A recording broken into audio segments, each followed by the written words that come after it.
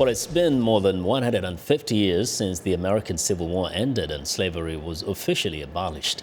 Now, there is a renewed interest in the life of a man who, before the outbreak of war, believed armed insurrection was the only way to overthrow the institution of slavery in America.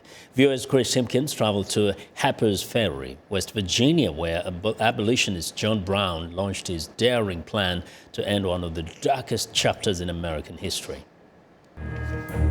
On these hallowed grounds where men died, John Brown led a group which in 1859 took control of the U.S. Army's arsenal in Harpers Ferry, West Virginia.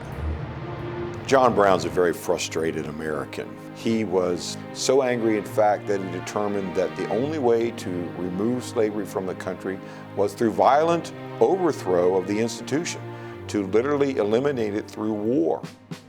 Brown and his men planned to steal 100,000 rifles from the U.S. government's armory and distribute them to thousands of black slaves and white abolitionist fighters in an effort to overthrow the government.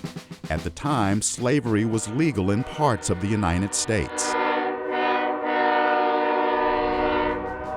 Dennis Fry, chief historian at the Harpers Ferry National Historical Park, says John Brown wanted his army to orchestrate a huge migration of slaves from southern plantations. The plan is this: provide them with armed protection as they migrate north to the Promised Land, to the land of freedom, to the ground north of the Mason-Dixon line, where they would be free. 36 hours after John Brown captured the armory here in Harpers Ferry, he was surrounded by Marines at the armory's fire engine house. Soon after that, he was captured alive, captured by the Marines, dragged out of the engine house, taken to nearby Charlestown, the county seat of Jefferson County, Virginia, placed on trial. A jury, all white, of course, and all male, will find Brown guilty of murder, treason, and inciting rebellion. Only 6 short weeks after his capture, Brown will be executed, December 2nd, 1859. Debate still rages over John Brown's legacy, 158 years after his death. Some believe he's a tyrant and even use the word terrorist.